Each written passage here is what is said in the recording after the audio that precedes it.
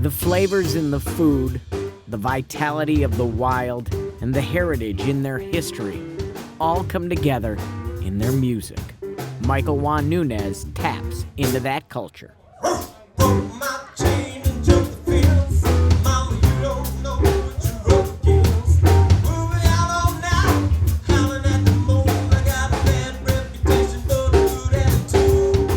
The cultural richness of this area you don't find in other areas, and then you have all these stories that's been told time and time again, you know, and I think that it's just, you know, Louisiana has a mystique about it.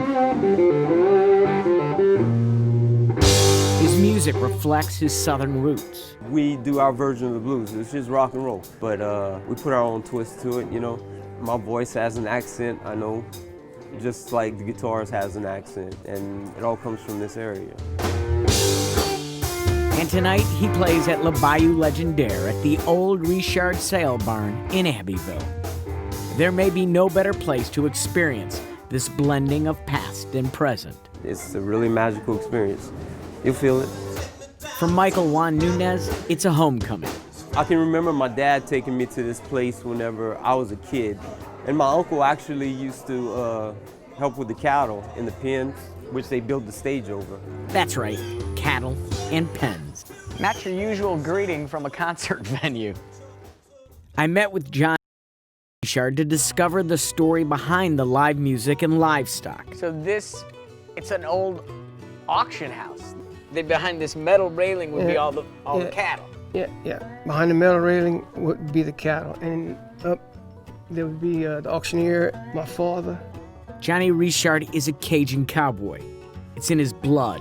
Cattle and horses are his heritage. Jean Avery Richard had a slaughterhouse and on the Vermilion Bayou.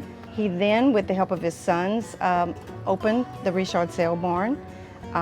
When the sons returned from World War II, they built a greater building, and this is the third building as you see now. When the cattle auction market bypassed Abbeville, Richard Sale Barn closed in 1978. And with it, so went an important part of the social fabric of this community. 95% of people spoke French. 30% of those just spoke French, didn't speak English at all. This was these people's newspaper. That's why we wanted to keep it on.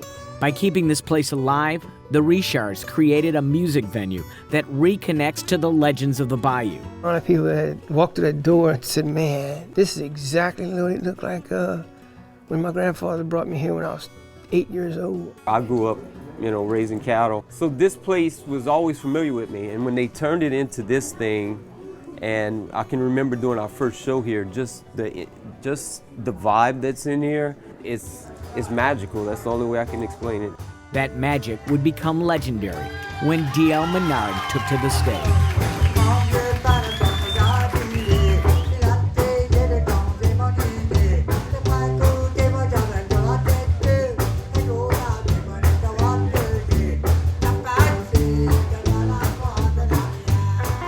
Mr. D.L. is one of the most important figures in all of Cajun music. He's been called the Cajun Hank Williams, and this humble man has influenced all that came after. Mr. D.L., he lives 3 miles from my house. You know, he was best friends with my dad. It's kind of hard not to be immersed in that scene, you know, and kind of hard not to be inspired by it. I bought my guitar at 16 and a half years old. At 17 years old, I played my first dang job. And you've been playing ever since? And I've been playing ever since. And they still think I'm good. And I never told them any better. Oh, yeah. In their hometown of Erath, next to the Acadian Museum, there is the Museum Cafe, where a painting of Mr. D.L. overlooks all who take the stage at the Cajun Jam. It's actually a fun time where musicians come in and exhibit their talents. A lot of amateurs, young kids who are trying to make a name for themselves, who will go carry on our tradition. The next generation plays the songs of Mr. D.L., looking to hit the right rhythm that will tap into the heart of Cajun music. We played from the heart. So if you can't play from the heart, don't play Cajun music. No, you can't play from the heart, don't play it. Well, we don't, at least us. If we can't play from the heart, we don't play music. It's played from the heart. I took his advice as I joined the jam. Maybe those 2 chords I played didn't clearly show my affection for those who joined me on my journey in Vermilion. But by reflecting on those moments, for that moment on stage, I was Cajun. Not everybody can become Cajun. And not everybody is that open to becoming part of this dysfunctional family. Cajuns are nowhere else but South Louisiana, and no other people are like Cajuns. When I think of this most Cajun place, I will think about the story of the people and what they did when they first arrived here in Louisiana. The first thing they did was they knelt in prayer, and then they danced. They danced. The dance continues in Vermilion.